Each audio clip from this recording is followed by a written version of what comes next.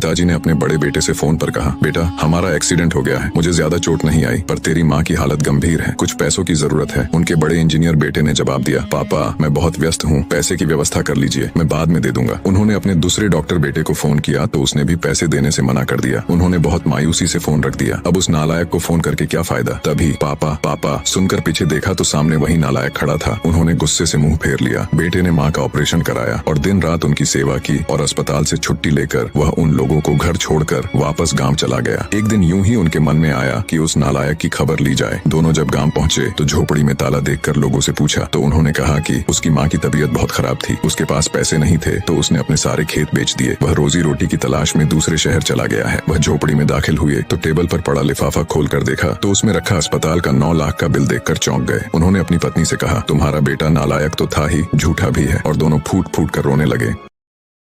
Download ShareChat.